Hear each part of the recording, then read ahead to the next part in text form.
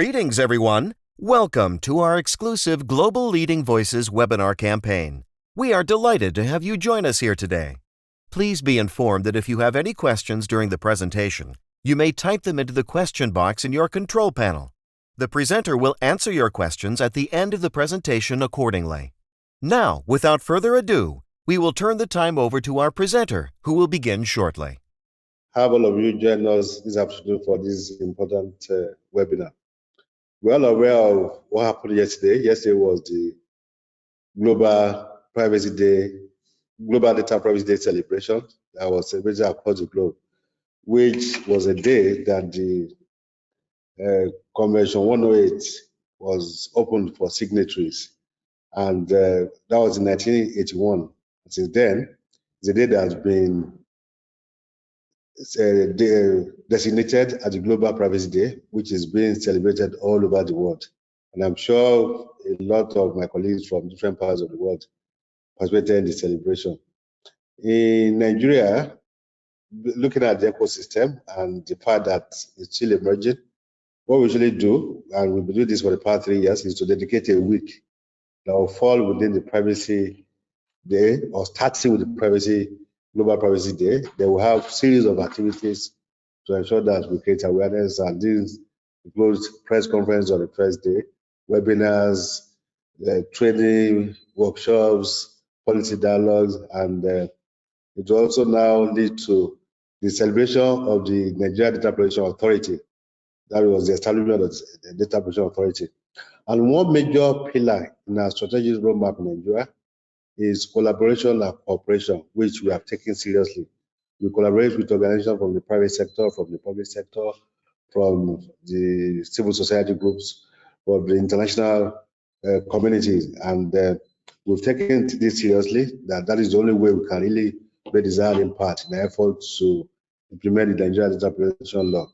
And during the course of planning for the Global Privacy Day and the National Privacy Week for 2024, we contacted our colleagues from some African countries, and we're happy to say that we have Kenya here, we have Ghana here, and working with PCB in terms of collaboration, we are jointly hosting this webinar to look at the data privacy landscape in Africa, that is, as a continent. What exactly have we done to ensure that we increase awareness, we build capacity, and we ensure that the rights, the interests, and the freedoms of all our citizens are adequately protected. Looking at the theme for this year's Global Privacy Day, which is take control of your data. How do we really ensure that we take control of our data as citizens, as data subjects, and the obligation of the data controllers and data processors? How, to what extent are they fulfilling this? And we are looking at this, focusing mainly on Africa, and looking at what we've done, the journey that we've embarked on. A lot, there are different levels in terms of impact, in terms of evolution of data privacy ecosystem in Africa. And I'm glad that we have our colleagues from Kenya and Ghana that are going to share in their experiences. I really appreciate you. We know you are all very, very busy people, but for finding time to join us. Also, the facilitator, Dr. Badare, very busy, traveling all over the world, and still finding time to join us. And the PCB team will be working together back and forth for more than 3 months now to make this happen. We really appreciate this. And I wish all of us a very successful webinar today, which I believe will also add to the tractions that we've gained in the data privacy and protection ecosystem in Africa. Thank you very much. I welcome you all. Thank you.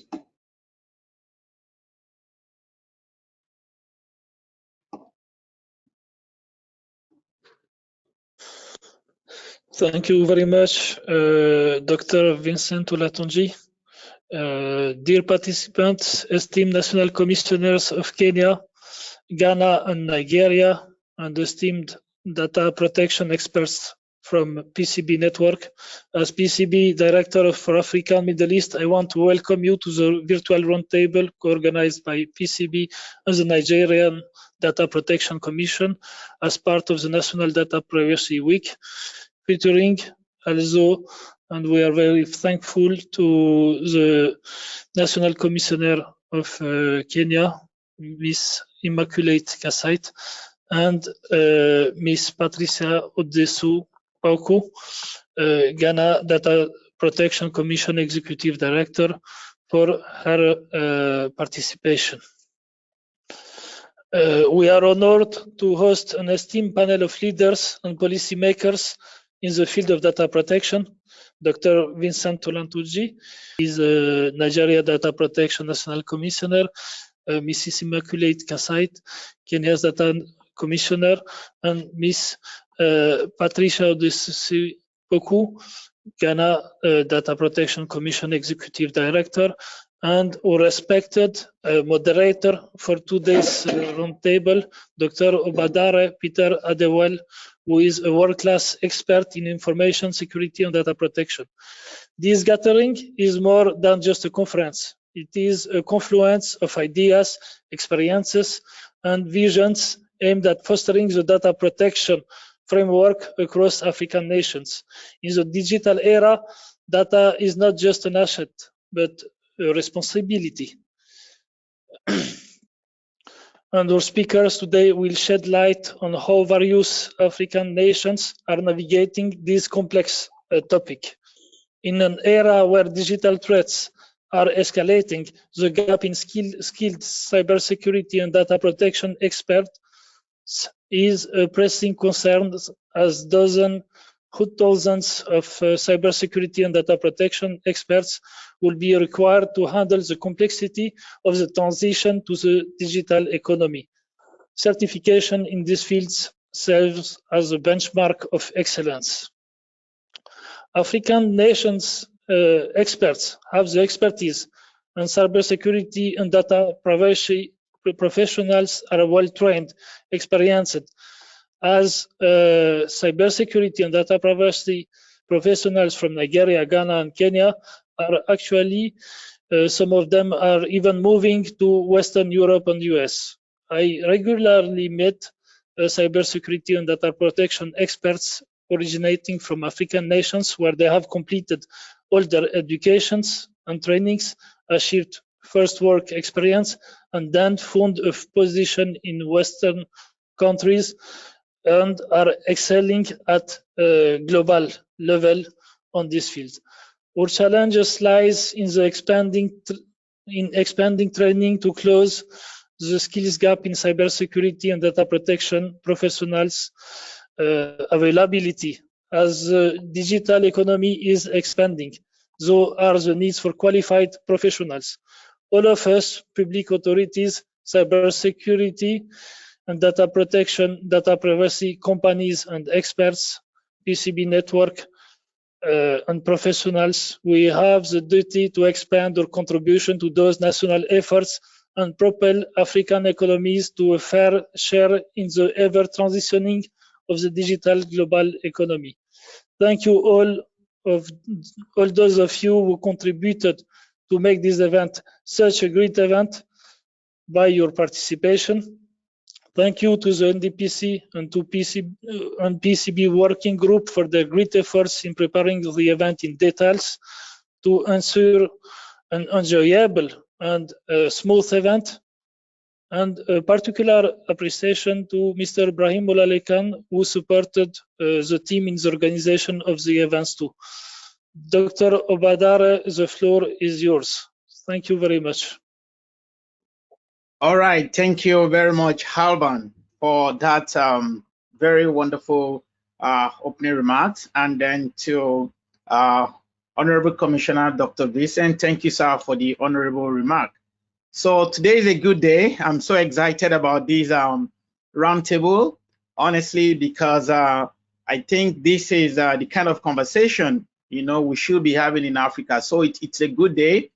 Africa is rising, right? So I'm so excited to behold, being the moderator for this esteemed, powerful, distinguished panel. Honestly, it's such an honor to be moderating three powerful commissioner in Africa, honestly. So it's my great honor, and I welcome all the honorable commissioners, you know, from Kenya, from Ghana, and then of course Nigeria.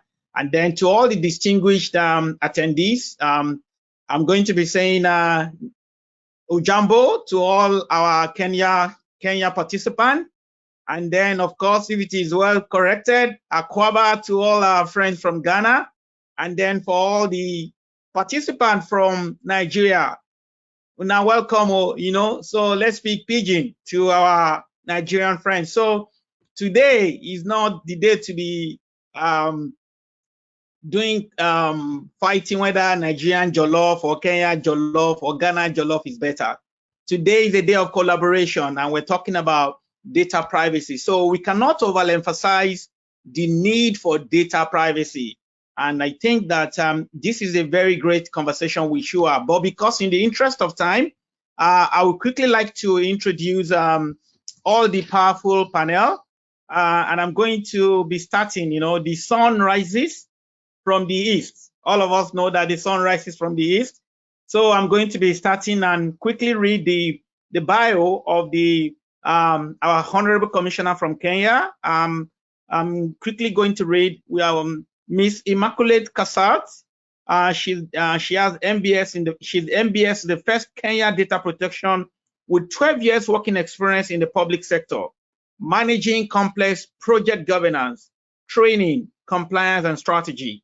She was the chair of the task force that developed 3 sets of regulations that operationalized Data Protection Act in Kenya in 2019. Under her leadership, the ODPC developed its inaugural strategic plan between 2022 to 2025 and set up a fully functional office. She has further been instrumental in positioning Kenya in the data protection map through membership to various international organizations on data protection, and now serves as the first vice chair to the board of the Network of African Data Protection Authority, NADPA. Ms. Kassait also serves as the editorial board member of the Global Privacy Law Review. Ms. Kassait is an advocate of the High Court of Kenya of 14 years standing, a building resource in democracy, governance, and elections facilitator, and was awarded the Moran of the Burning Spear Presidential Award in 2017 for outstanding work in public service, and continues to take part in several philanthropy activities as part of our community work. Mrs. Kassait holds a master's in business administration from USIU Africa, a postgraduate diploma in law from Kenya School of Law, and an undergraduate degree in law from Makerere University. You are very welcome, distinguished Commissioner Ma. You're welcome. So I'll go very fast to our dear Honorable Commissioner from Ghana, our neighbor, and quickly I'm going to be reading the profile of Madam Patricia Adusei-Poku. Madam Patricia Poku, she's the Executive Director of the Ghana Data Protection Commission. She's a seasoned privacy practitioner, program manager, information governance, and risk expert in the public, private, and non-profit sector globally. Some of our recent appointments include the head of data protection at the London 2012 Olympic Games and global director for data protection and data privacy at the World Vision International. She is currently the co-chair with UK ICO Commissioner John Edwards on the Common Thread Network of Commonwealth Data Protection Authorities and the Anglophone lead of the Network of Africa Data Protection Authorities. Madam Patricia chairs the National Statistics Administrative Committee responsible for implementing a statistical system that generates quality data for the Ghana Statistical Service. She is a member of the Joint Cybersecurity Committee responsible for protecting and securing critical national infrastructure, including data. Madam Patricia is the project chair for the development of the Ethical AI Framework and the National AI Strategy in Ghana. She is also the chair that the project on the development of the Blueprint Data Governance Strategy for the continent and the National Data Governance Strategy. Madam Patricia holds a Master's of Business Administration in Project Management and Consultancy, MSc International in Public Policy, BSc in Computer Science, a Certified Information Privacy Manager issued by the Global Recognized International Association of Privacy Professional, IAPP, certified professional in European data protection regulation.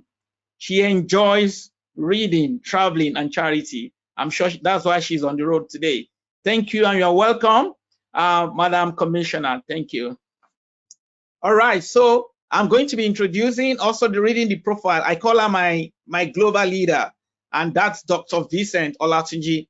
Okay, so quickly, I'm going to be reading the profile of Dr. Vincent. Dr. Vincent has a PhD in geography and planning from the University of Lagos. He is the National Commissioner, CEO of the Nigerian Data Protection Commission since February 2022.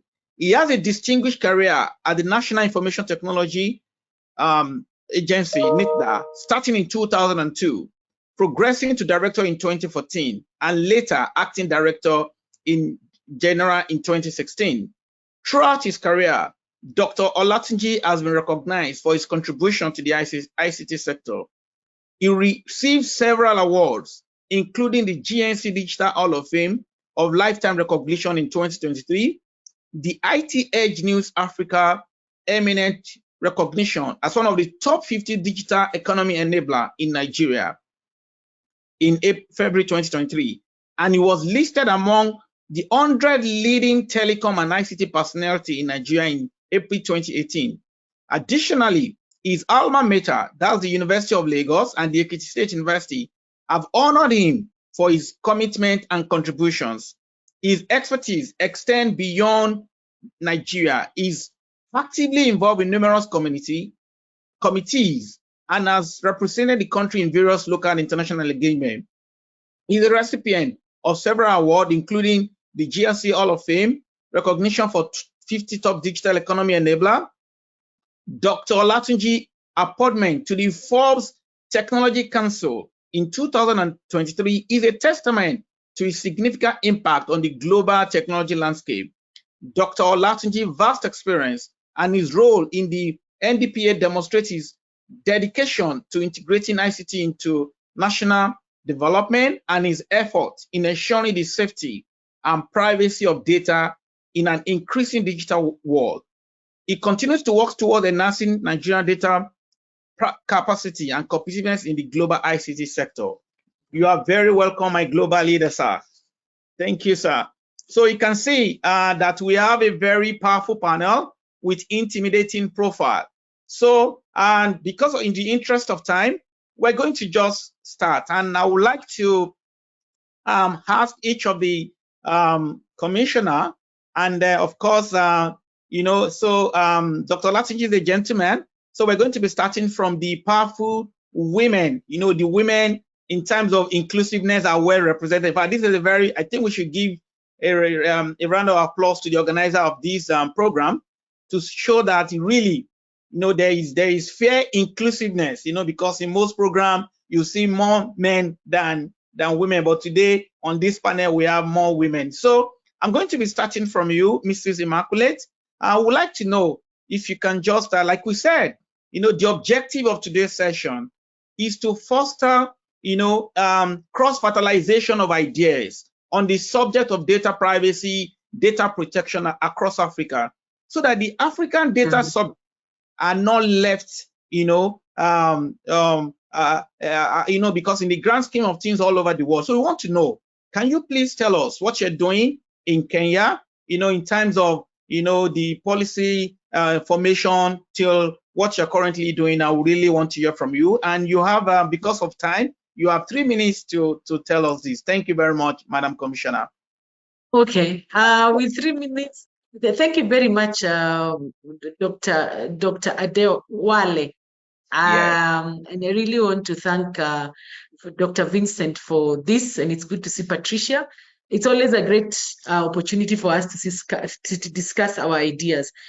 Since we don't have time, there'll be no need for projecting my presentation. What we want to discuss is the policy framework we have. I will take 2 minutes to bring you to the full. Data protection became a reality. We can give you 5 minutes if you know you can, so that at least we can have a robust conversation. All right, they can project if at all, because we had a PowerPoint just to show the policy framework. But just going to that, in 2019, Kenya got its first data protection framework, and it's anchored under the Kenyan Constitution, Article 31, which is really a right to privacy. Your information should not be shared with anyone unless for a specific reason. Beyond that, of course, after the coming into force of the Data Protection Act in 2019, we've had it was anchored on the digital economy blueprint, which was signed off by our presidents in Rwanda in 2019. It became clear that one of the cross-cutting issues, and we will discuss, I'm sure, in subsequent questions, were issues around trade, e-commerce. But if you talk about e-commerce, infrastructure, skilling, and even beyond skilling, you will always look at one of the things that cuts across is how secure is personal data. And that is how come the Data Protection Act came into force in Kenya. But beyond the Act and beyond the digital economic blueprint, we have several regulations as a country. The first regulations, because to operationalize the Act, we needed the data protection registration regulations, which were passed in 2021. This enables us to then dictate how data controllers and data processors are supposed to be registered. And beyond that, we have a guidance note on registration. The second set of regulations we have as a country, we are all Commonwealth, and we know in a hierarchy of things, you have the Constitution, you have the Subsidiary Act, you have regulations, you have policy framework. So beyond that, you also have the data handling enforcement procedure regulations. This is also was passed in 2021. It gives you a guideline in terms of when there's a violation, how do you file for a complaint? It's supposed to be investigated within 90 days. What are the processes in as far as the complaints are concerned? The third set of regulation is a general regulations. Those ones are a bit more detailed, cross-cutting in terms from DPA, data protection impact assessment, to data transfer. That's what it looks at. And the fourth set of the regulation is the data protection civil registration for 2020. This one came ahead because it was dealing with an issue of around digital registration, the ID. In addition to that, we have developed guidance notes because we realize you need to guide people on very specific issues. So we have a guidance note on consent as an office. We have a guidance note on data protection impact assessment. We have a guidance note on registration, which I talked about. We have a guidance note. We developed guidance note based on the need for the industry. One is on data, the processing of data for electoral purposes. There was a need like 2 years ago, so we came up with a guidance note for electoral purposes, which guides political parties, observers, and even the Electoral Commission. We have a guidance note on digital credit providers. This one was as a result of a need of the influx of complaints we had in terms of digital lenders, people accessing contact books without getting consent from the user. We also have developed one on health sector. You can imagine they deal with a lot of sensitive information. We have also developed a guidance note on education, and finally on telecommunication. We have a pending one on security, which is pending discussion, then that will bring to an end. So basically, in a nutshell, in terms of the regulatory framework, in terms of guidance notes, I could go on in terms of SOPs we have developed at an office, but at high level, I thought I'd talk about those ones that we have come with so far. Thank you very much for sharing that fantastic experience. So I'm going to be coming back to you, but in the interest of time, Madam Abigail, are you there? Can we please hear the experience from Ghana? You know, the journey so far. Yes, please, you have the floor. Okay, good morning. This is not Abigail, this is Patricia Adusei-Poku. Abigail was going to stand in for me because I'm mobile with the Global Day, joining several calls, but I've managed to join this one. Okay, apologies. Request from Dr. Yes. And I am very particularly pleased at the speed and of upscaling the business in Kenya, as Immaculate has just narrated, and I know Nigeria is following suit. Once upon a time, there was only Ghana in the network of African Community of Commissioners, as far as Anglophone countries are concerned. Ghana passed this act in 2012 and was slow in establishing our office, but since 2017, it has taken up speed. and we are fast established and with a good framework, just like how Immaculate is explaining. We are establishing ourselves practically and reworking some of our internal policies as and when issues arise and refining it. And in the coming year, we are hoping to go for an amendment of our act where there are certain gray areas. But in essence, the established framework is working. We have a process of registering all data controllers as required by our act, and data controllers have a 2-year license and to renew at the end of every 2 years. At the renewal point, we are asking them to produce a report that depicts their state of maturity against the required state, which is meeting the list of legal requirements. They produce a report, and every ongoing project, every new project that require the collection of data or reuse of existing data requires institutions to come to the Commission for clearance if they are not able to consult their service users or members individually. In most cases, they can't because of the volumes involved, and they come to the Commission for clearance. So we do this routinely, providing guidance for DPIs, as Immaculate is saying, checking the compliance report, spot checking institutions, enforcing the law. We are preparing a few institutions for prosecution this year due to lack of compliance with the Act. A major one is an institution that is requiring data as a condition of service provision in a shop. A chain of shops in the country that collects personal data before they sell items to people. We have accosted them and we are enforcing the law, prosecuting the matter according to our Section 89. And so we are doing all this routine guidance as the issues arise. And we've also had a lot of experience with the online loans and the loan sharks and the problem. We know it's a global third world, developing world phenomenon. We are addressing it also in our country with guidance and issuing timely notices to the public, working with the other enforcement stakeholders to deal with it. Recently, Ghana arrested about 400 loan sharks in the country that are operating illegally, and they are also going through the prosecution process. We are also training the youth, and today our global day is emphasized on training trainers such as teachers in institutions. That is our building trust for a transformation theme for our global day today. I have staff all over the nation in different training institutions, educating particularly teachers to also deliver data protection to the youth.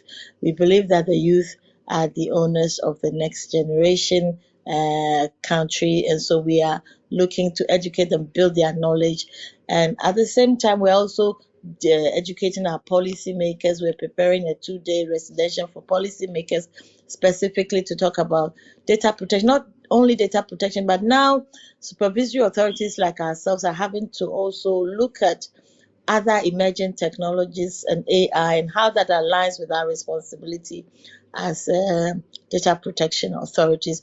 And we are doing a lot of work. Our national AI strategy and ethical use of AI strategy is already laid before Cabinet for consideration in preparing to implement the requirements of AI in sync with the data protection requirements. We're having to also document the national data governance strategy.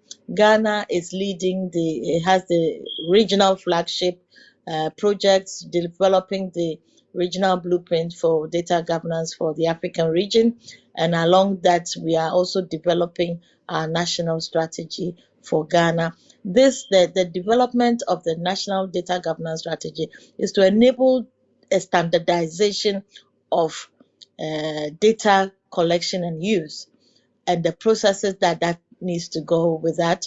And so we are documenting and aligning with our peer regulators in Ghana Standards Authority and other Ghana NITA and other like-minded institutions like cybersecurity, and establishing a way to collect and use data appropriately and adding the necessary value and enabling this consistency of approach in order for our framework to work properly. Right now, we have many arms of government working in silos and doing their own thing with the data and not having that cross-functional, cross-cutting policy use for the management of data. And so we find that this is a very timely project for Ghana to lead on and also to standardize something that can be replicated across the region for like benchmarking and to set the pace for a consistency of approach in the appropriate use of data in terms of choice of technology and choice of and selection of policies that must meet a minimum baseline requirement. So these are some of the ongoing projects and guidance that we are working with to ensure that it's all encompassing and not strictly following our Data Protection Act only, but taking into consideration the pace of technological advancement and the changes in business and how business is adopting the new technology to use data in various ways that wasn't as so standard as it was before.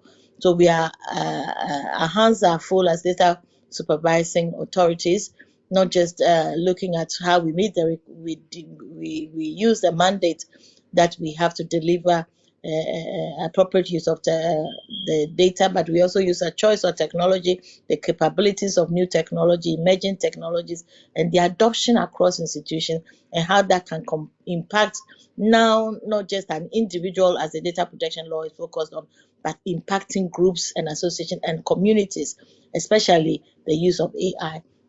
We need to look at the new buzzwords that are going on in the international landscape, the general well-being of the people, addressing the general processing for the general good. These are the phrases that are being used sometimes for an excuse to aggregate data and use it to the benefit of business. So we are challenging businesses to now focus on proactive accountability and not just going by the word, the letter of the law, but looking at how they can proactively be accountable to the needs of the people they serve, looking beyond the individual to the benefit to community, and thinking ethically about the use of data.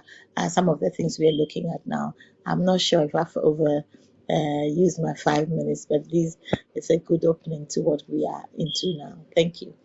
Fantastic, Honorable Commissioner Patricia. You've done justice to your 5 minutes. Fantastic. And you've actually raised very interesting conversation, which I'm going to be coming back to the distinguished panel in terms of the loan shark. I think that's a very good area we're going to be, because I think later on this panel we would like to hear the story from Ghana as well. I mean, from Kenya as well, because I can tell you the loan shark, it's everywhere. In fact, it's so interesting that you know, someone that I know recently from the loan shark company, because she couldn't pay the loan, guess what they did?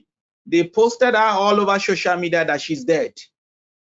I mean, you know, you want, you know, so I think it's a very good conversation that we're going to have later. So thank you for sharing the experience from Ghana. Thank you. So I'm going to go straight to my global leader, Honorable Commissioner Dr. Vincent, to hear the story, the perspective, you know, from Nigeria. You have the floor, sir, Honorable Commissioner Dr. Vincent. Thank you very much. Once again, really excited to be here this afternoon to share experience in Nigeria and to commend other commissioners that are here with us, despite a very busy schedule, to join us to be part of this great conversation. In Nigeria, the journey of data privacy is new in terms of actual practice, but on paper, it's not new. For instance, as far back as 1999, when we had a constitution, the Nigerian Constitution, particularly section 37, speaks to the issue of privacy, and specifically states that the privacy of citizens, their homes, correspondence, telephone conversations, and telegraphic communications is thereby guaranteed and protected. I think this is all about data privacy and protection. And there are several acts of parliament like the Child Rights Act, the Freedom of Information Act, Cybercrime Act of 2015, neither out of 2007, neither out of 2007, so many others, mentioning one thing or the other about data privacy and protection. But they were just there. Nothing was actually done to bring them to life. Not until 2019, when Nigeria issued the Nigeria Data Protection Regulation. And immediately the regulation was issued on the 25th of January 2019. A committee was set up to oversee the implementation of the regulation. I happened to chair the committee, and we hit the ground running immediately. And we looking at our own ecosystem, the fact that in terms of awareness, in terms of knowledge of data privacy and protection, it was still very, very low as of then. So we devised a PPP model by bringing in licensed data protection compliance organizations to work with us to spread the message and take organizations through compliance. Because one of the provisions of the regulations was that all data controllers and processors in Nigeria must file their annual audit with us. We started with that, and the first day we got about 632 audit filing from different organizations. Then looking at the traction that we're able to gain within a year, within 2 years under NIDA, a memo was made to the former president that the global priority is that you must have the regulation of the law, you must have an independent authority to serve as a DPA. And graciously, the former president approved of the bureau. Because of this question of, will you be able to set up an independent commission without a law? Or should the law come first? You have to wait till you have the law before you said you establish a commission. But the president, in any case, has the power to direct on how his government should be done. So he set up the bureau, and we're operating with the regulation. And part of the mandate given to us was for us to have a principal law for data protection, because, of course, it's part of the adequacy requirement for you to have a principal law and your independent data protection authorities. These are some of the arguments we put forward that led to the side of the bureau. So one of the things, while enforcing the regulation, we took having a national principal law on data privacy and protection in Nigeria as a major mandate that must be achieved. So we worked with a lot of stakeholders within the country and the international community, and we even spoke to some of our colleagues that are here, Ghana, Kenya, and some other countries in Europe, and even in the US. We spoke to the US to ensure that we develop a principal law for data protection in Nigeria. We started work with the Ninth Assembly, that was the former National Assembly, and we involved a lot of stakeholders, and eventually we brought everybody together to make input, and we sent a memo to the Federal Security Council then. That was on the 25th of January 2023. Funny enough, it was on the 25th of January that the regulation was put in place, and that was in 2019. On the 25th of January 2023, a memo was sent to Federal Assembly Council, which is the highest ruling body in the country, that in Nigeria, now we have a regulation, we have a bureau, but the most important thing for us, which will really speak to the seriousness of government in general of data privacy and protection, was for us to have a law. And it was reviewed by the Federal Assembly Council, and it was approved as a general policy for data privacy and protection in Nigeria.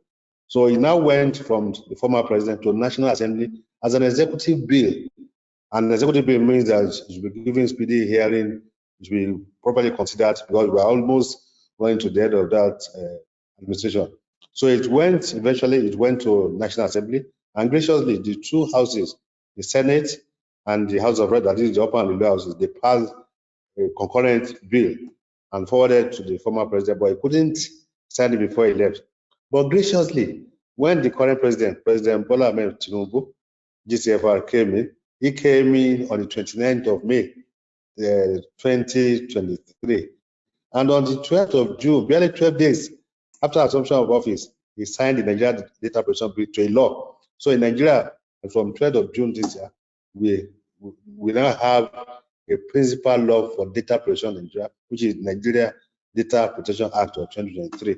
And having the law, to a large extent, gave us a lot of leverage in relation with data controllers, data processors in Nigeria, and even at the international community. And between where we started and now, we're able to join a lot of international organizations like the NATPA, Network of African Data Protection Authority. And with the law that was put in place last year, we're able to join the Global Privacy Assembly. What we have not done is to develop our own roadmap. That now we have the law, we have the commission. What next?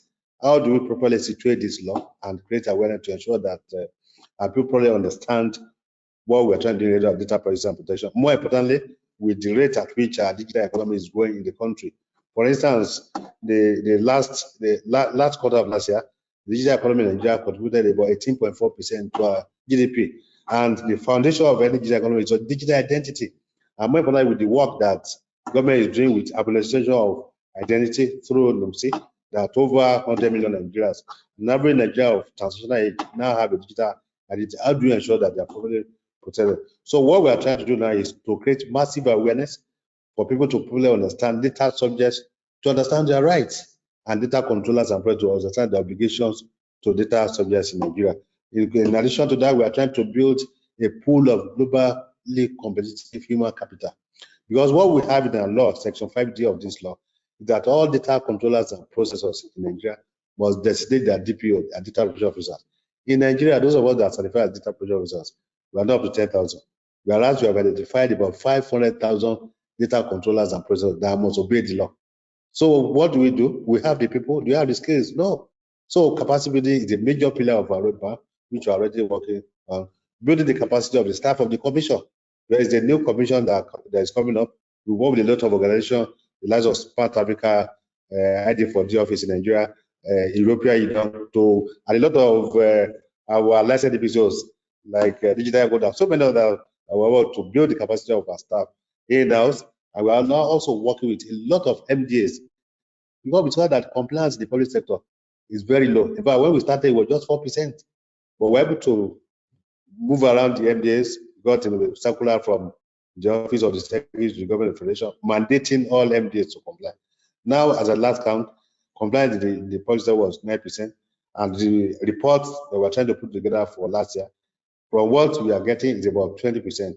Because on an annual basis, we collect our reports of activities, look at what we have done, look at the challenges, what we need to do better. But one thing that we have enjoyed is the goodwill of a lot of organizations, public sector, private sector, and from the international community. And that's what has brought us to where we are today in data privacy efforts in Nigeria. Thank you.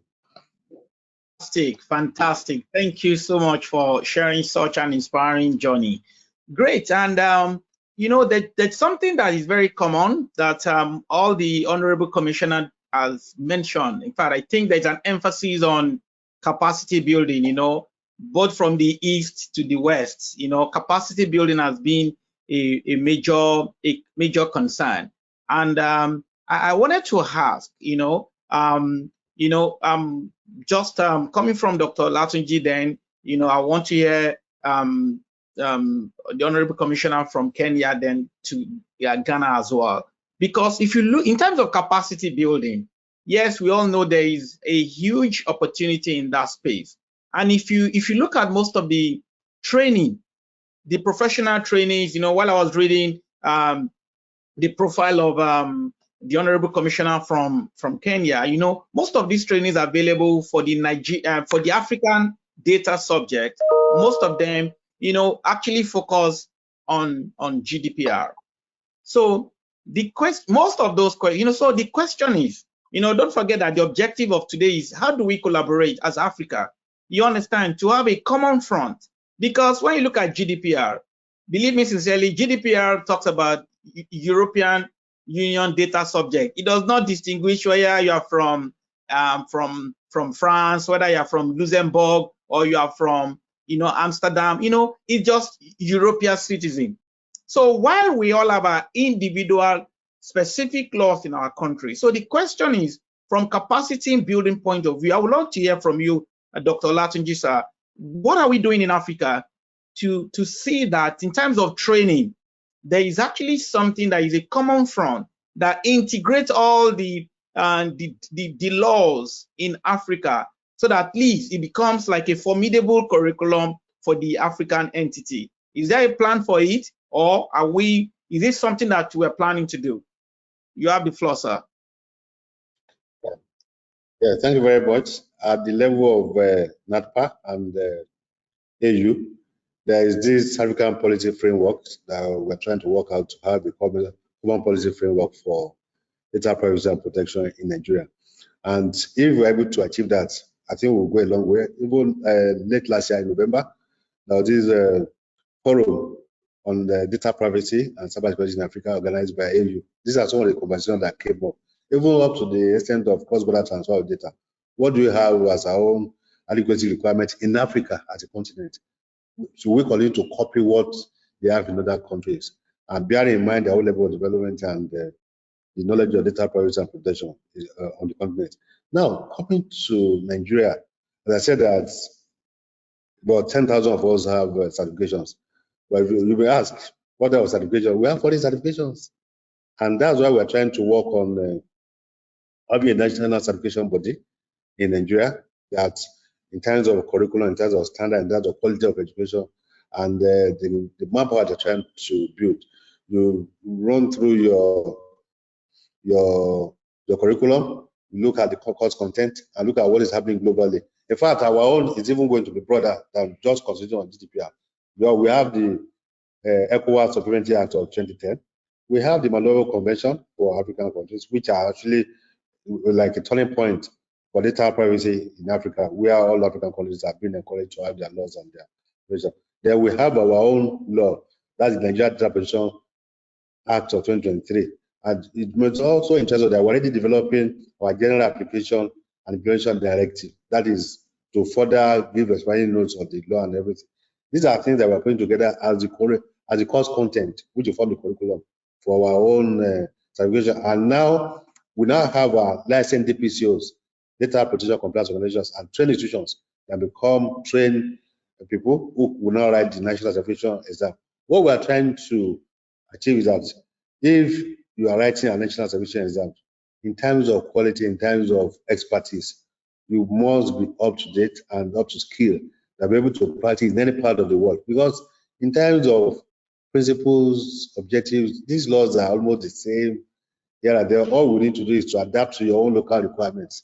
So we're trying to consider that and look at what is happening in Africa as a continent and the global platform when it comes to data privacy and protection. And by the time we're able to have this, it will increase the speed of building that pool of globally competitive manpower experts or professionals, data protection and privacy ecosystem. And in it, there is a lot for everybody, all stakeholders, from the international community, from the country, training institutions, tertiary institutions, and we're already working with a lot of tertiary institutions, universities, committee of vice chancellors, polytechnics, National Board for Technical Education in Nigeria, for us to have a robust course content. And even it will even get to a level that data privacy and protection will become a degree course in polytechnics and university. In fact, the National Board for Technical Education now, they've broken down their HND in computer science.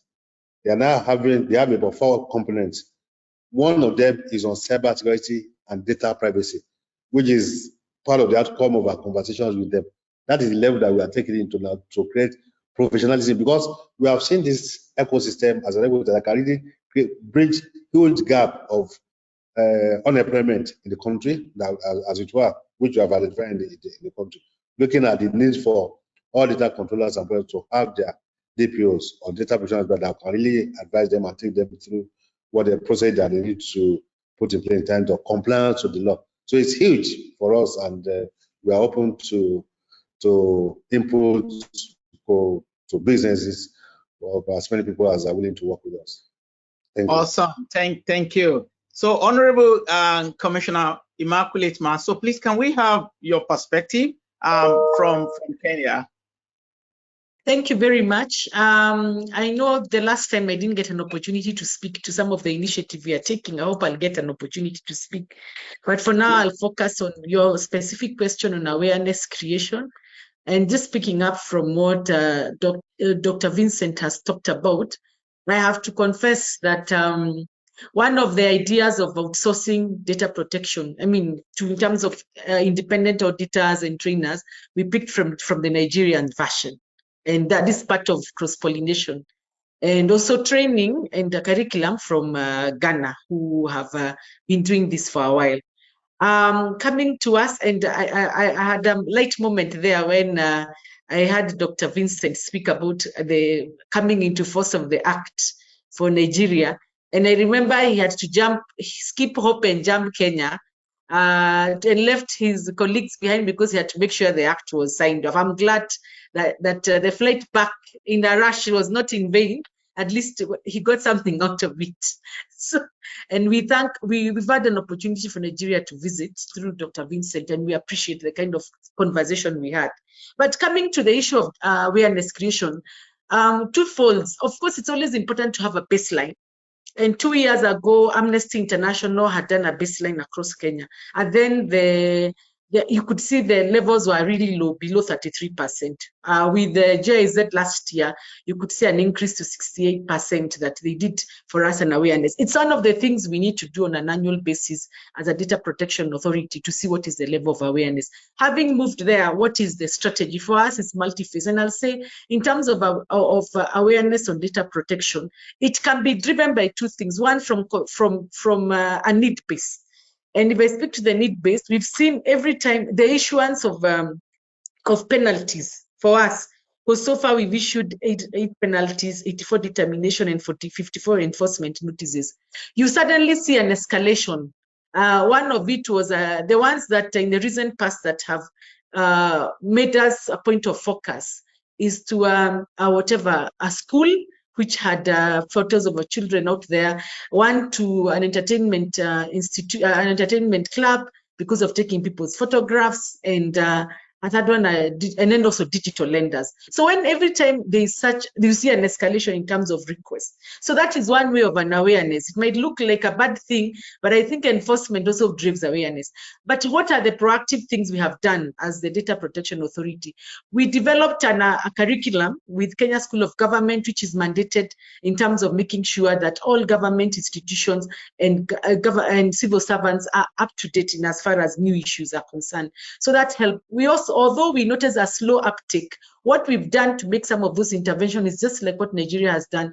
Last year, His Excellency President Dr. William Samoei Ruto did commit that there was need for us as a country to sign off on Malabo, but two, for civil servants to sign on in as far as data protection is concerned. So on an awareness creation, we now have a fully fledged department on awareness creation with 2 staff, and I can tell you the need has really escalated. Every week they have 3-4 days awareness sensitization program. We've also done awareness town hall meetings across the entire country. We've done media campaigns as an institution, and during this, and this also I have to say at Wale, part of the reason we're having this is to create awareness. So we've had several webinars.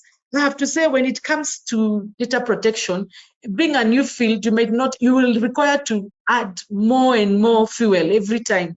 There is no fast and hand rule in terms of how to create awareness. You take every single opportunity to continuously reminding people, because the truth of the matter is, based on recent cases in Kenya, the data control subjects are ignorant. For them, they really don't see the value of data, and they are willing to even give up their data for a fee or whatever the case. So it's our responsibility as data protection authorities to continuously push this button.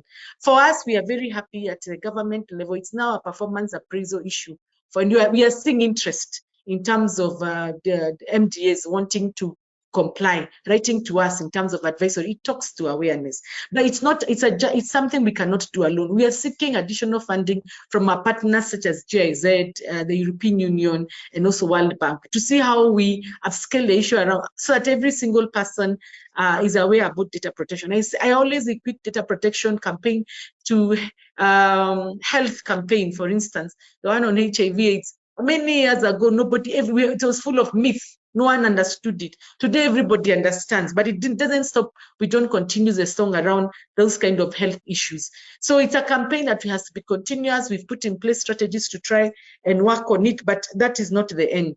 At an African level, I know Smart Africa, that's one of the things they continue to do in terms of inviting people for awareness creation. At an ADPA level, it is one of the things that we actively want to get involved in terms of making sure we are creating awareness. I think I'll stop there so that I allow my colleagues to also comment on the issue. Thank you. you very much, Honorable Immaculate. So, Facilitator, allow me to just mention one thing. Based on us benchmarking on the Nigerians' better experience, we eventually accredited auditors, private sector, and also people who create awareness. We saw a response because we said this will help us in terms of dealing with that huge gap in as far as data protection is concerned.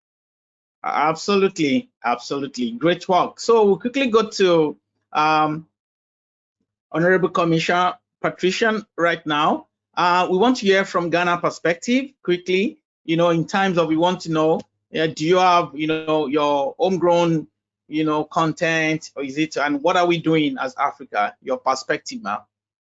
Well, thank you for this opportunity. I'm very pleased to hear from my two colleagues, and to add to what they've already said, we are doing some of what they have said, conferences, webinars, accrediting auditors, and sectorial specific training. Our office also does bespoke awareness to companies, pitching the training specific to their sector and area or association so they can relate to the content. But beyond that, in the Ghana Act, Section 58 of our Act, it mandates the Commission to certify and qualify data protection experts. And for that matter, we had to think about how we certify. So from the onset, Ghana developed a certification of professionals.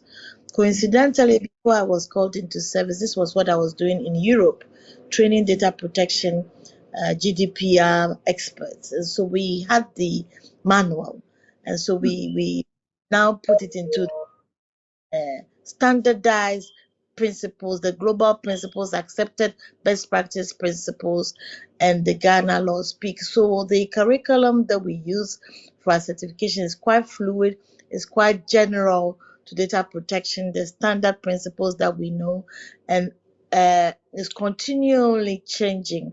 But now the important point that I want to put across is that we are certifying professional in the regional ecosystem. Our certification has gone beyond Ghana to the region. We've trained people from South Africa, some from Nigeria, Kenya, Sierra Leone, and I can't list all the countries, but obviously we're getting training requests from beyond Ghana, and some from Europe, coincidentally, those who have businesses and banks in Ghana, for example, and we are certifying them. We are about to launch the certification program officially, haven't trained thousands. We want to launch it and put it on social media, LinkedIn, the badges, and we expect that by so doing, the Ghana certification will be recognized globally. And the important thing is that we can have our own regional certification, starting from where we are now. It is very, very general and generic and easily customizable with the jurisdictional specific. Like you rightly spotted that most of the experts in the ecosystem are speaking the GDPR speak. Some of the speak is not very relevant to our region and our particular needs here. Like the explanation of consent and the explicit requirements is not very, very aligned to the African culture and our current status of understanding or awareness, or even the internet accessibility of the people that we are addressing in our ecosystem. This is taken care of in our national certification, which we are pushing to go beyond Ghana, because it doesn't make sense to just certify people in Ghana. And when we are talking about single African market and transborder processing and the African data policy and all the increasing digitization of the region, when we don't have a regional certification. So we are looking to collaborate with our peers, and I've been speaking to some of my colleagues. I know Dr. Vincent and Immaculate has had this conversation with me. On the Anglophone space, I think going forward this is going to be a high priority discussion for how we collaborate to enhance this certification and make it a regional certification that we can all benefit from, so that we can train people who can work beyond one nation to offering their services to other nations. In the Ghanaian mandate, almost everyone who collects data must be trained and be upskilled to understand data protection and its requirement. And we know that we cannot train every institution with an expert. So in Ghana, this certification mandate goes to the large, medium to large processors in the ecosystem. What do we do with the small scale process, which is the majority of businesses in Africa? What do we do? Ghana is promoting a data protection as a service training, which we have just triggered with one of our accredited institutions. So we first of all have trained accredited institutions to train using the Commission's manual so that it is standardized nationwide and beyond, of course. And now we are looking at accrediting some of these experienced institutions to offer data protection as a service to the small medium enterprises to also understand what data protection is about. We give them the option to subscribe to data protection as a service where experts who have certification from us and have proven that they are using the knowledge that they get on the certification. So personally, I've grouped it into 3 areas. You go on the training course and you get the body of knowledge from the manual, what you should know as a data protection supervisor. That is a certified practitioner. And then we ask certified practitioners to do certain things, help institutions to register with the Commission, help them to do a compliance report, gap analysis, DPIAs, and then bring the proof. We give them 2 years to bring proof of practice to the Commission, and then we see that they are now experienced practitioners. Experienced practitioners who continue to build skill, become skilled practitioners who we are now accrediting as accredited practitioners that we can now recommend to small to medium enterprises to offer data protection as a service, just like an accountant or a lawyer will set up office to do, to boost the delivery of the mandate to the smaller institutions, which we can't reasonably expect to appoint a full-time data protection officer or expert to deliver our framework or implement an internal privacy program. So we are doing this 2-pronged approach by building expertise, encouraging the trained and certified professionals to build their skill and be known as skilled professionals who are now going to be called the accredited professional. So we are differentiating between a generally certified person. People are sent from their institution to come to training or under duress, and they don't do much with the certification. We don't want those cowboys in the ecosystem offering data protection as a service and misleading institutions. So we now demand that you submit a proof of practice to the Commission. We now list you as an accredited practitioner who can now offer data protection as a service, because you know what you're doing, you understand the expectations of the Commissioner. You can meet the minimum and reasonable expectation of your clients if you should build that sort of clientele. And so this is how we are building the quality management to that ecosystem to make sure that people who offer data protection as a service are meeting our minimum baseline requirement and are using our standardized approach, the right curriculum and the right tools to deliver the service. And I will stop here, but I've got a lot to say, and I think we will take this. No, of course, this is Anglophone. Yeah, absolutely. I know the time is not friendly, but yeah, I know this powerful panel has a lot to say. But before I will let you go, I would like to ask you because because now we're talking about Africa identity, and we don't want our identity to be lost in the whole. So that, like you rightly said in your word, instead of just using copy and paste approach. But I would like to seek your expert opinion as Honorable Commissioner, and I want to hear from Ghana perspective, because if you look at the trend, the naming convention of most of the laws, the data protection laws, if you look at the trend in the US, you will see most of the time you have Children Online Privacy Protection Act, the California Privacy Protection Act. Most of those laws tends to speak specifically to Privacy Act, Financial Information Privacy Protection Act. But then in Europe, of course, everybody just follow to the GDPR, General Data Protection Regulation. Then coming to Africa, of course, most of the African countries I think they are following through what the Europe has done in terms of the data protection laws. So my question is, what are the African commissioners doing so that we can have our own identity? Because especially for the purpose of the understanding of the audience, because there is actually a distinguish between data privacy and data protection. Is there something collaboratively we're doing in Africa that even our laws can be misleading? Because when you say data protection, and then of course we're talking about the privacy of the data subject, is it not better we have something like maybe data protection and privacy law? So I want to seek your expert opinion. I don't understand whether you understand my question. I do. And in Ghana, I have been very firm about this to remind my staff not to just use data privacy or PII, personally identifiable information, instead of the standard jargon that we are trying to push into the ecosystem. It's getting confusing for service users and people like yourselves to understand what we actually mean. And so we always say data protection and privacy as a standard phrase to encompass the whole business that we do.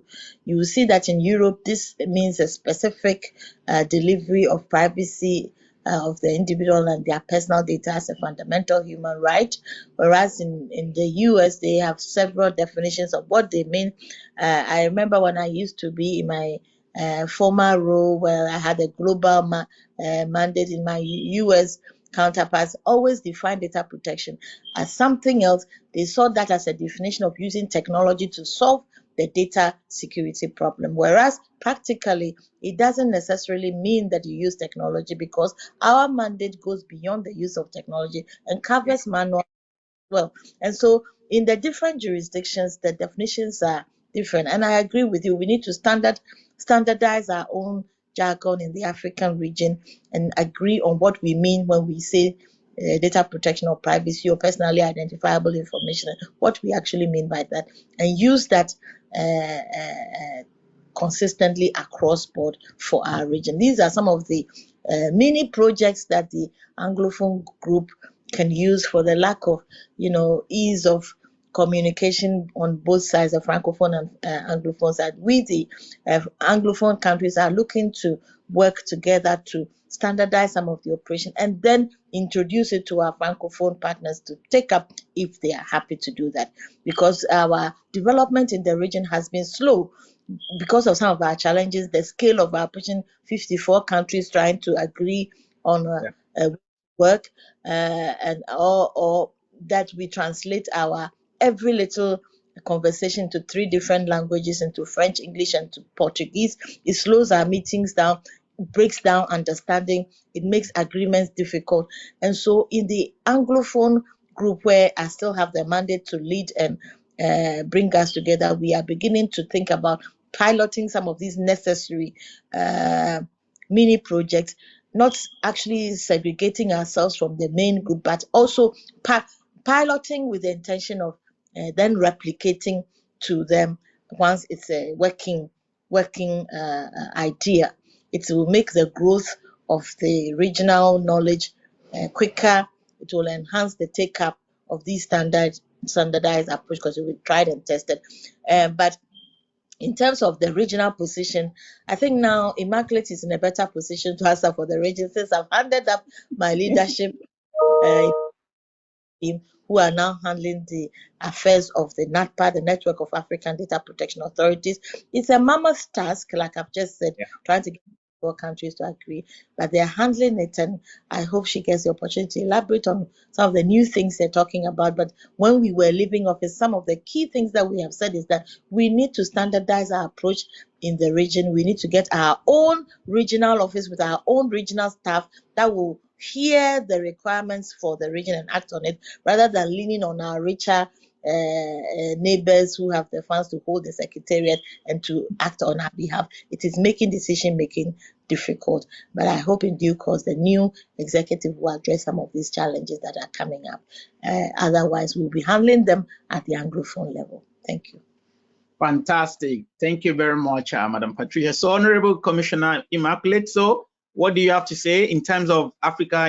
Like you said, because, well, we're thinking, Africa should be able to, because it could be misleading when you say data protection laws, whereas all of a sudden the word privacy comes out. So why can't we just have like so that at least for the purpose of all the data subjects to say, we have data protection and privacy law, and then, so what do you have to say, Ma?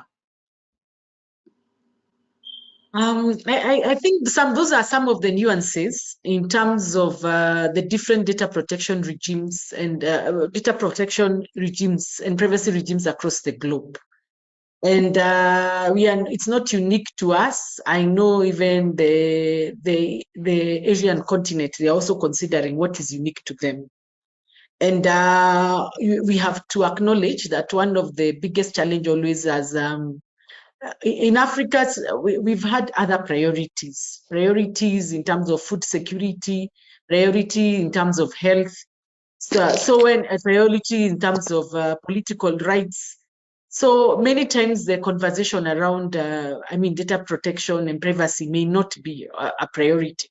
Having said that, the Network for African Data Protection Authority, where I sit as a first vice chair, of course, one of the things I have to acknowledge, of course, is the language barrier. Nonetheless, having said that, we would want to see more African countries take part in the subgroups which have been set up by the Network for African Data Protection Authority, because that way we are able to contribute to the bigger change. And one of the subgroups is about harmonization of data protection regimes across Africa. So having more African countries sit there and contribute, well, then that would fast track. Of course, the issue of funding, indeed, it's an issue. I believe it's an organization that has been there for 7 years. However, when you look at like Convention 108, we look at the European Union, they've been there for 50 years and they had all the resources. I want to believe what Africa is ordinarily looked at as entire. It's a good initiative to test some of these things on Anglophone speaking. However, as a Network for African Data Protection Authority, there's an opportunity right there in terms of the task forces to make sure that we are making a contribution towards the greater good of Africa. That's where I see as an entry point. The other entry point, and I've said it, is I tend to see regional blocks, which are economic regional blocks, pushing agendas faster than any other, because they have something in common. For instance, if I were to speak about East Africa, you will see that we have more. If there is an issue about data movement from one of the East African countries, it's likely to hit home faster because those move faster.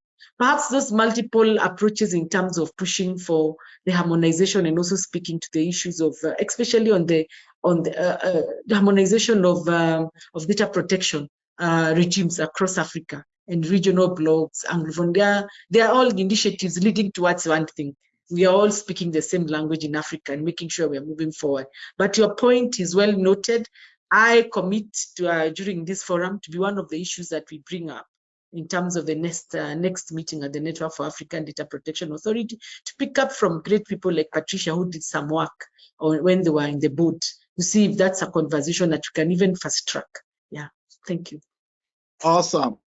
So, Honorable Dr. Vincent Olatunji, sir, we would like to hear your thoughts on this.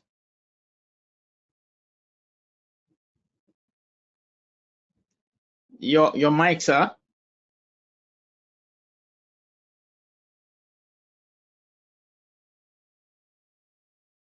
Sorry, I think from the example of the US that you gave, having multiplicity of laws is a major challenge.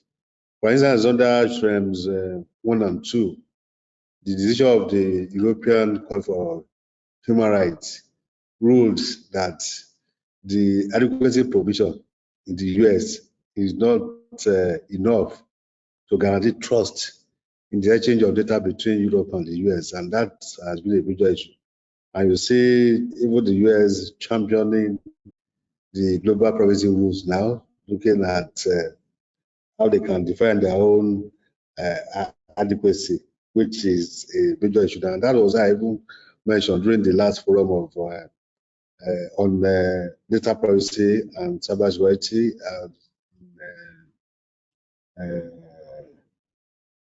organized by AU in Addis, that we should start thinking of having a common framework in Africa that can speak to what we have in terms of and level of infrastructural development, the kind of laws that we have in Africa, and the kind of awareness level of human capital development that can really drive the data privacy ecosystem. So having a common approach to data privacy and protection is really, really, really important. And if we're able to do that with the AU policy framework, through which work can be done, bringing that power, all the members together, I think that will really assist us. Then coming to the issue of data privacy and protection, I think the word is just being used loosely. So say data protection. Data protection is what we have, and the laws all over is about data protection. In fact, what we have in our own law is the Nigeria Data Protection Act, and so many other countries, that's what we have. But if you look at the content, is what we are talking about is data privacy, and because we are saying data protection, I brought a lot of confusion. For instance, in the course of our enforcement, some banks will come to us in Nigeria, and we are saying we want to see your DPO. They'll bring their CISO, the Chief Information Security Officer. Well, what they are doing is protection, using putting technologies in place to ensure that there is no authorized access to their databases. And that's what they will tell you, oh, they are doing data protection. But we keep telling them the role of a CISO is different from the role of a DPO. These are two different things. But what you have in our law is purely on data privacy.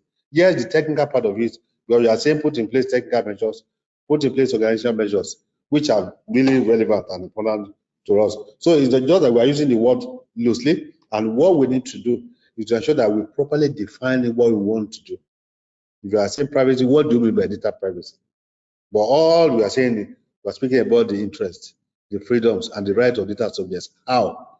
In the area of privacy, the area of technical measures that cybersecurity will put in place. And actually, if you are doing cyber security, you are doing protection in a way, you will have covered some part of privacy, but it doesn't really cover everything. And that's why some loopholes are there, where you talk about the laws, regulations, and framework they are put in place to ensure that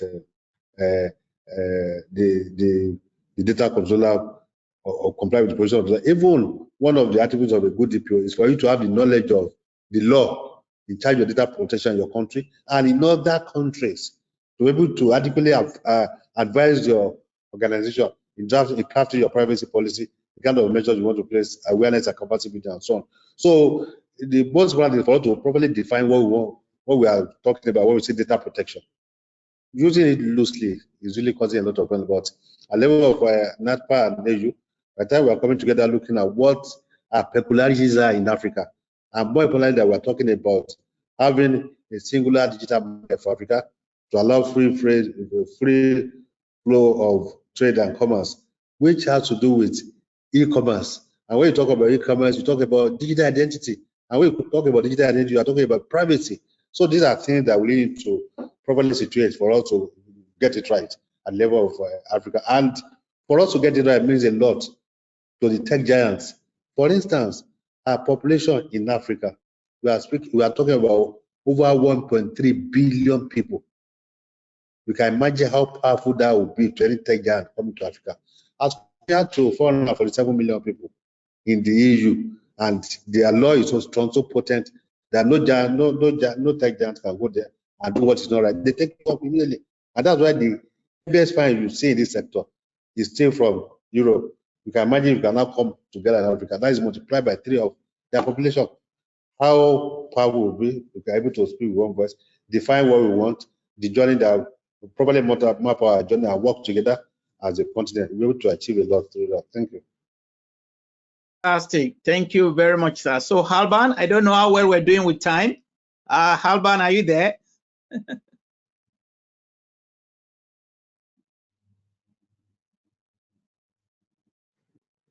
Halban, are you there? Yes, can you hear me, Peter? Yes. So, I don't know. I'm afraid. Are we doing well with time? What do you think? Should we continue? Because there are questions from the audience. Maybe I should quickly just pick 1 or 2 questions from the audience. Yes.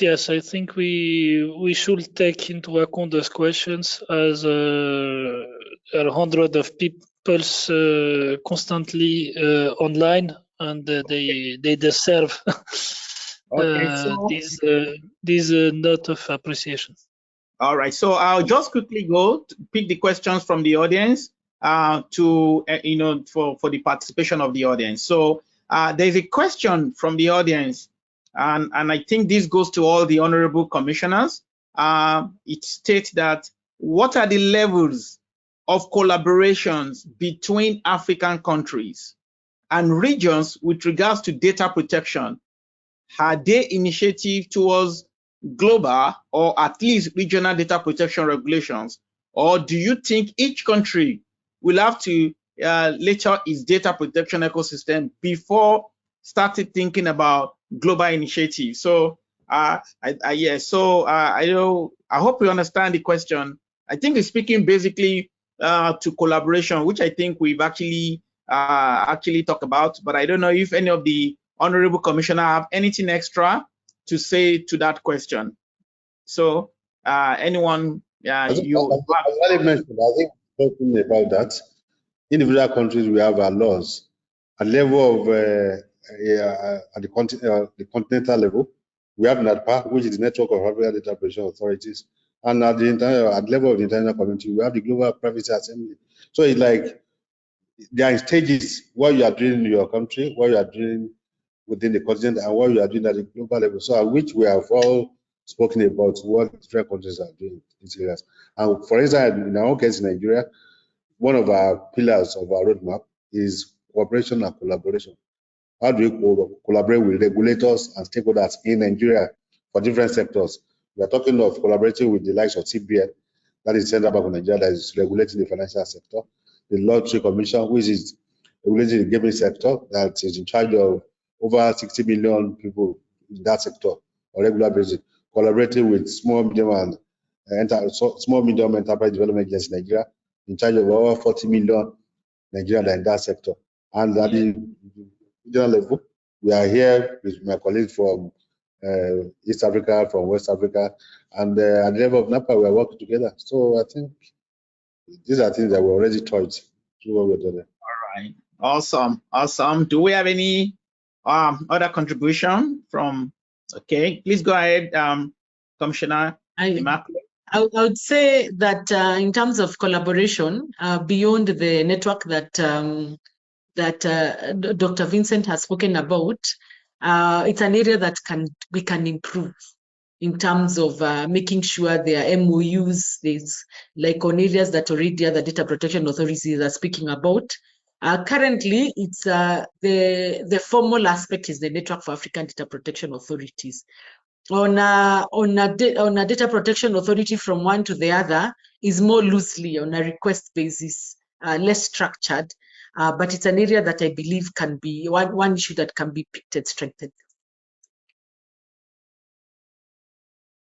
Thank you.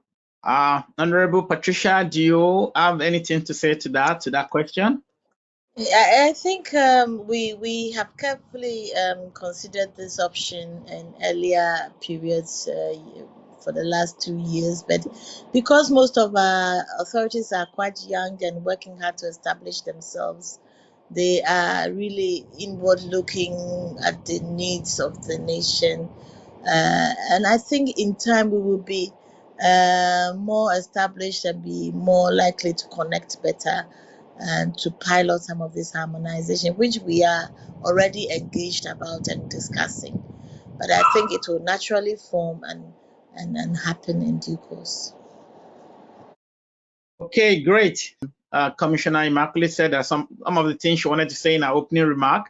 Now you have the floor to be able to say those things, and then of course tell us the next way forward and where you see data protection and data privacy in Africa, and how you collaborate with other African countries, especially Ghana and Nigeria.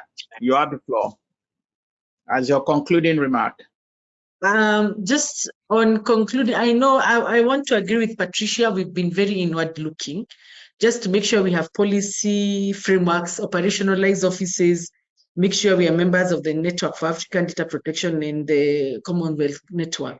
So we have been on inward looking, but now looking forward, and also just to mention some of the importance of data protection and the importance of partnership with the with other data protection authorities is because we see increasingly the issues that affect us all. For instance, if you speak about the violation of the Data Protection Act by digital lenders, these digital lenders, it's a concern in Nigeria, it's a concern in Kenya, it's a concern in Ghana. Sharing a platform to say, this is how we dealt with them.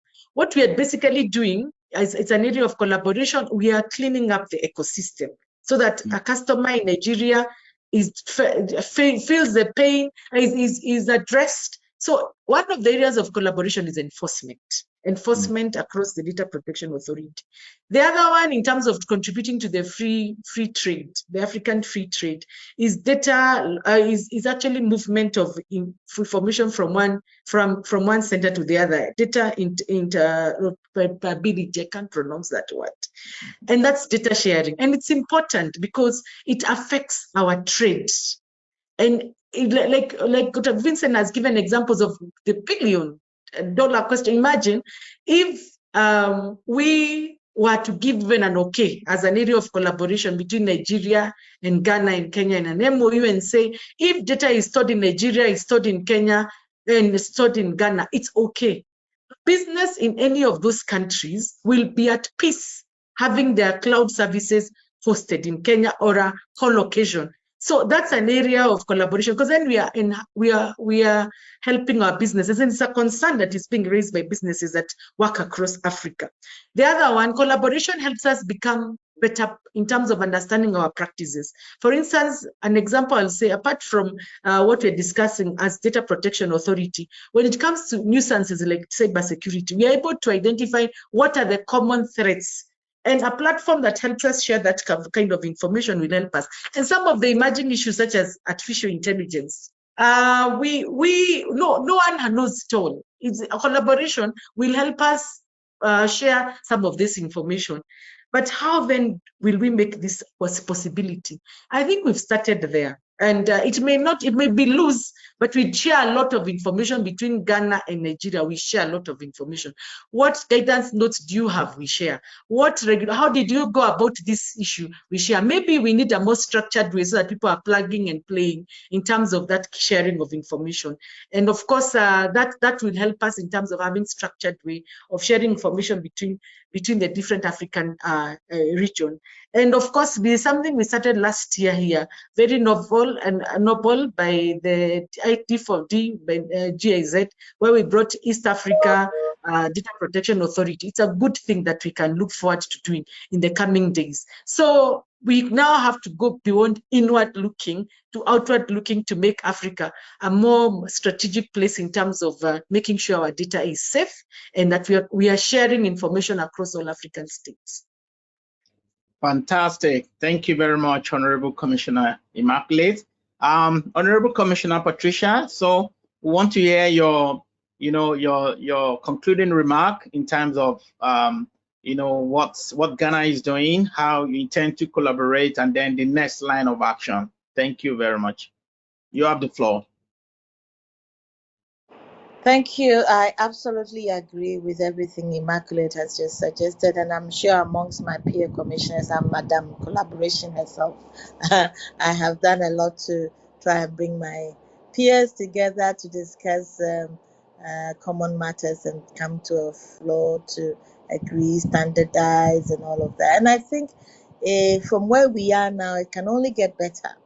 And like Immaculate said, we need to do this consciously and strategically, bring it together.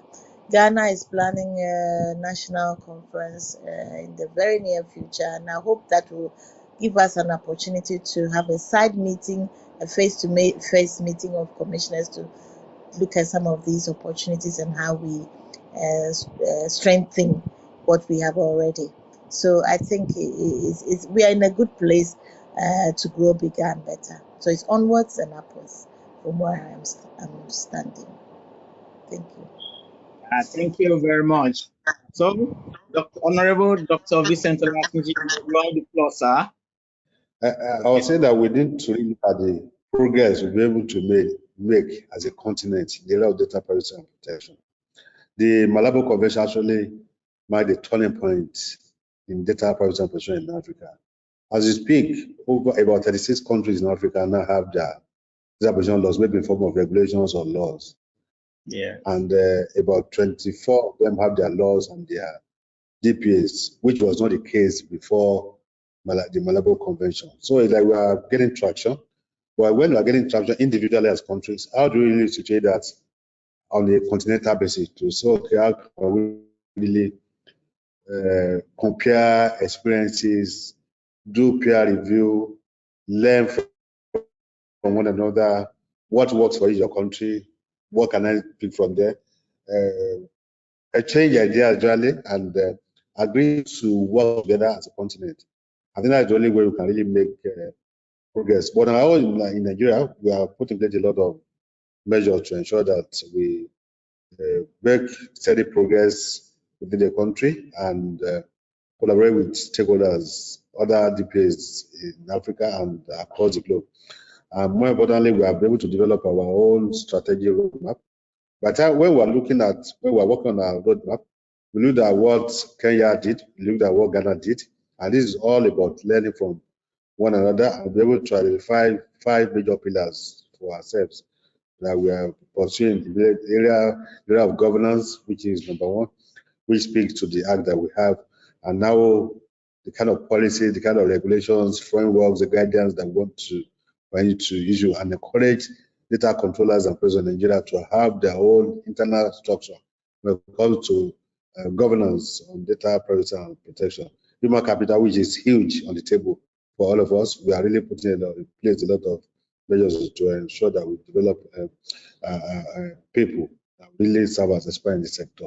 Look at ecosystem and technology, which is number 3. What kind of data privacy ecosystem do we even have in Nigeria as a country? Then we talk of using technologies to drive our activities, enforcement, reporting, investigations, awareness, human capital.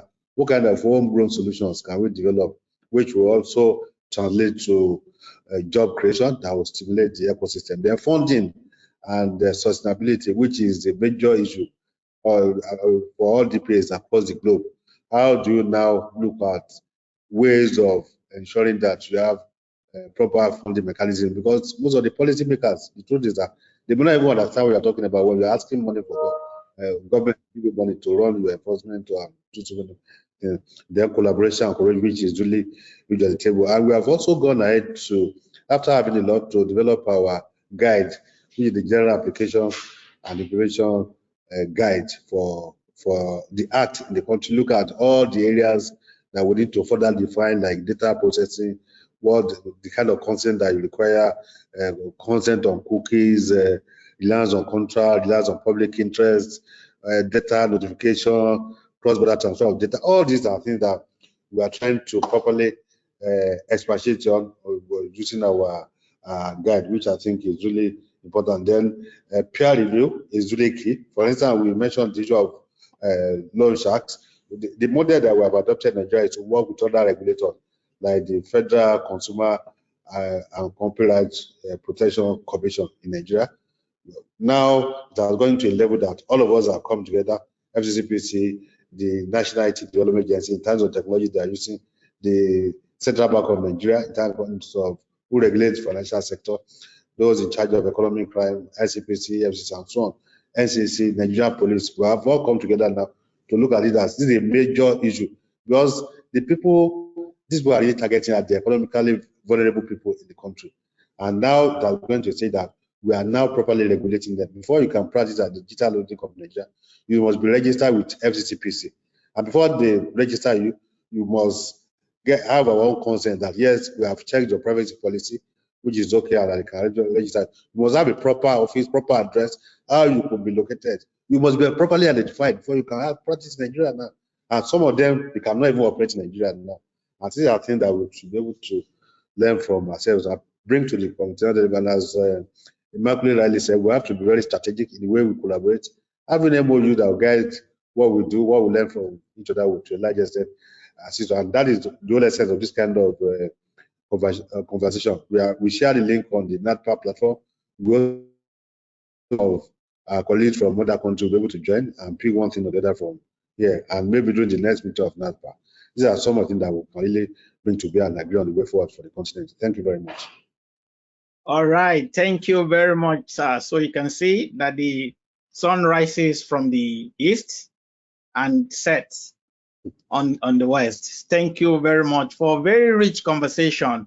Honestly, I think for me, and then to all, today the two great keywords has actually been, collaboration, because really, until we start to, identify all our similarities, as identity as African, because really you are very correct.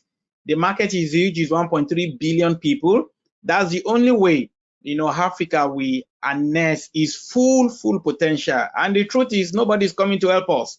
We have to take the bull by the horn, and I'm very glad that we have knowledgeable, able commissioners across Africa, taking this. And then, of course, the next is education, capacity building, So those two keywords, I think for me, they are the highlight of these Africa privacy collaboration, and education, capacity building, honestly. And I so much believe that Africa is rising, and it's my humble pleasure to moderate this session. Thank you very much, Maz and Sir. So Alban, you have the floor. Thank you for having me to moderate this session. So Alban, you have the floor. Hey, thank you very much, Peter. Actually, it was a great chance for all of us to be part of this very rich conversation, covering all aspects for each country in regards to legal framework, institutional framework, law enforcement stage, challenges, actors of the changes. And I have personally been observing the changes in the field of digital transformation in Africa in general, as I have been in charge of PCB operations in Africa for years, and I cannot hide my admiration in regards to all the efforts, all the progress made in the different countries in terms of infrastructure, in terms of building capacities, in terms of elevating the level of cybersecurity and data protection professionals. And actually, I'm very, very, very still impressed by the efforts done by the team of the national commissioners here to raise awareness, to develop national strategies and action plans, to implement and to enforce data protection law for the best benefit of the citizens of their countries, but also for all Africa and the different regions development perspective, and for those countries to get the best return from the digital economy that is expanding day by day. And this is not something specific to Africa, and I really appreciated this aspect. You mentioned the different legislations and trends in US, Europe, and we all are facing the same transition. I mean, to the digital economy, and we need to continue developing legal framework, institutional framework, and to develop the level and elevate the level of cooperation from regional to continental and worldwide scale. Thank you very much once again for this very, very insightful conversation. Thank you, Peter, for moderating this debate. I'm really admirative of the great value you brought to this debate too, and different perspectives. And I want, last but not least, to state that this is the fruit of a first cooperation between NDPC, PCB, and the national commissioners of Ghana and Kenya. But this is not the last one. We are planning to have more and more sessions and more collaborations all together during this year and the upcoming years, as this is a process, and we are very interested to continue those discussions, as they are very insightful, but I think we can talk for days about data protection, data privacy trends and challenges in Africa and in everywhere, and never come to an end, as this is a process we are all going through, and this requires more engagement from us too. So thank you very much to all the participants, to all PCB network, to all the teams that contributed to this event, and have a great afternoon. Thank you, Alban. So truly, nothing great is ever done in isolation. Africa is rising, and the only way is we can collaborate to maximize the full potential of Africa. Thank you, honorable commissioners. Thank you. All right. Thank you. Thank you. Thank you. All right. Bye. Bye.